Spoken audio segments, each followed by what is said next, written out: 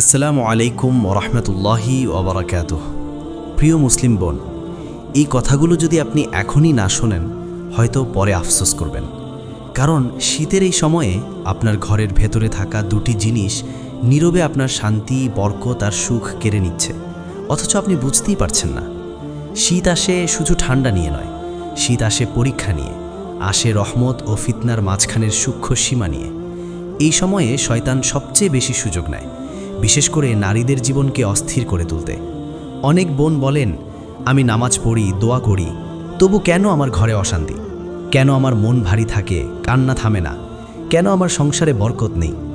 বোন, কখনো ভেবে দেখেছেন আপনার ঘরের ভেতরে এমন কিছু আছে কিনা যা আল্লাহর রহমতকে দূরে সরিয়ে দিচ্ছে?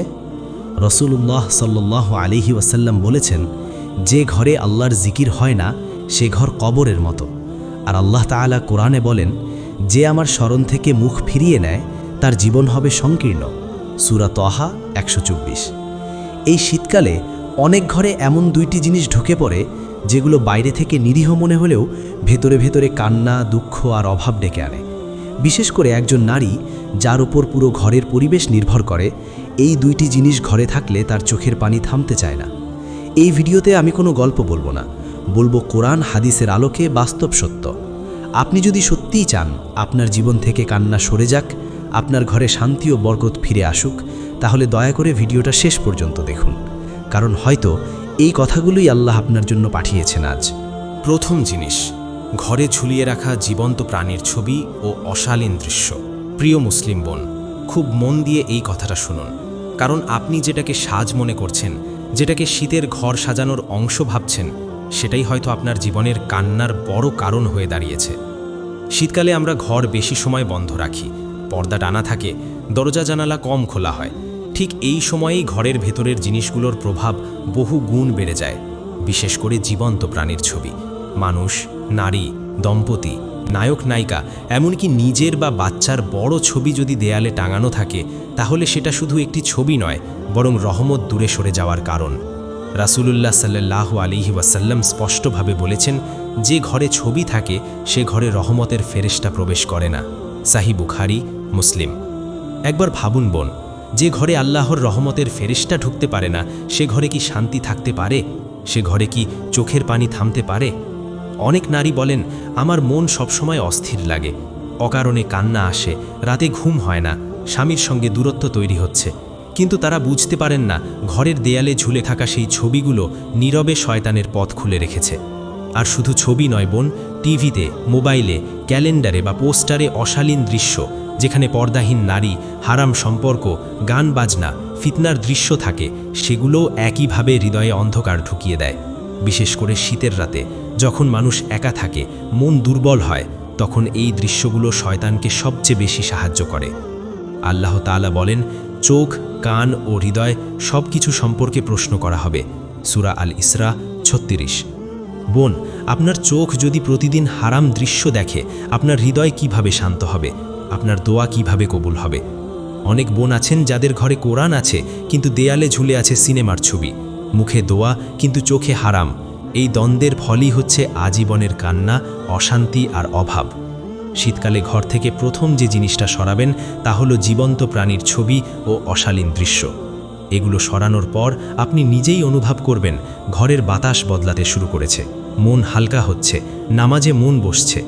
মনে রাখবেন বোন, যেখানে আল্লাহর রহমত আসে সেখান থেকে কান্না ধীরে ধীরে বিদায় নেয়। দ্বিতীয় জিনিস, শীতকালে ঘরে জমে থাকা নাপাক কাপড়, অব্যবহৃত জিনিস ও অগোছালো পরিবেশ। প্রিয় মুসলিম বোন, এবার যে কথাটা বলবো এটা খুব সাধারণ মনে হলেও এর প্রভাব ভয়ঙ্কর।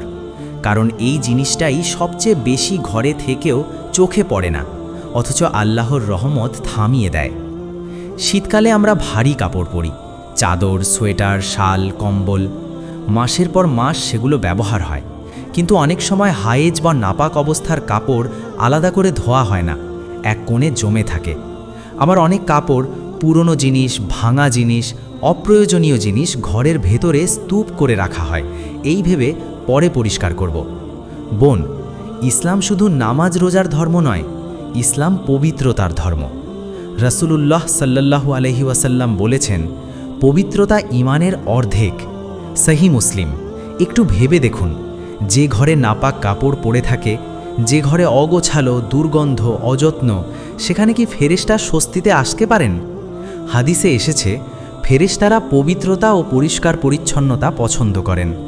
আরেকটি ভয়ঙ্কর সত্য, শয়তান নোংরা ও অগোছালো জায়গায় বেশি অবস্থান করে। শীতকালে যখন ঘর বন্ধ থাকে, জানালা খোলা হয় না, এই অগোছালো পরিবেশ হৃদয়ের ওপর সরাসরি প্রভাব ফেলে। তখন নারী অকারণে ক্লান্ত হয়ে পড়ে, মন খারাপ হয়, ছোট কথায় কেঁদে ফেলে। অনেক বোন বলেন, আমি ঠিক বুঝি না কেন মনটা এত ভারী, সব আছে তবু শান্তি নেই। বোন, কখনো কি খেয়াল করেছেন আপনার বিছানার নিচে, আলমারির কোণে, ঘরের একপাশে কত অপ্রয়োজনীয় জিনিস জমে আছে? আল্লাহ তাআলা বলেন, নিশ্চয়ই আল্লাহ পবিত্রদের ভালোবাসেন।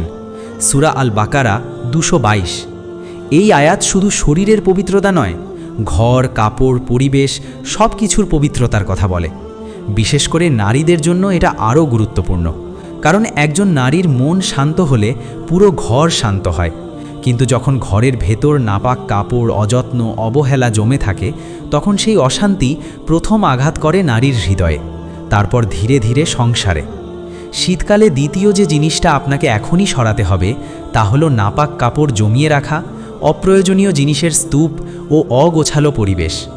আজই নিয়ত করুন, নাপাক কাপড় দ্রুত ধুয়ে ফেলবেন, অপ্রয়োজনীয় জিনিস দান বা সরিয়ে দেবেন, ঘর পরিষ্কার রাখবেন, জিকির পড়বেন।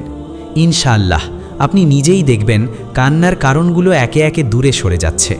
কারণ মনে রাখবেন বোন, যে ঘরে পবিত্রতা আসে সেখানে আল্লাহর রহমত নেমে আসে, আর কান্না স্থায়ী হয় না। প্রিয় মুসলিম বোন, এখন একটু থেমে নিজের জীবনের দিকে তাকান। আজ পর্যন্ত যত কান্না, যত অশান্তি, যত না বলা কষ্ট, সব কি সবা কপালের দোষ ছিল, নাকি আমাদের অজান্তেই এমন কিছু জিনিস ঘরে ছিল যেগুলো আল্লাহর রহমতকে দূরে সরিয়ে রেখেছিল?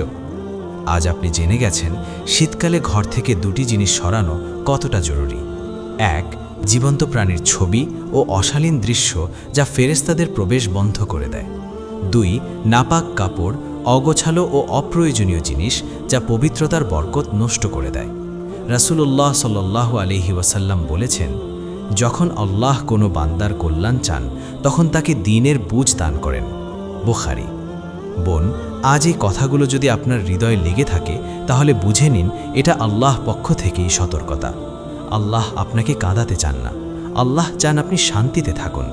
কিন্তু শান্তির দরজাটা খুলতে হলে আমাদেরই আগে কিছু দরজা বন্ধ করতে হয়।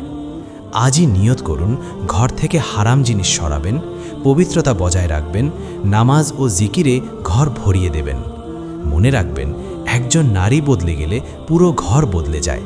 আপনার চোখের পানি থেমে গেলে আপনার স্বামীর মন নরম হবে, আপনার মন শান্ত হলে আপনার সন্তানের জীবন আলোকিত হবে।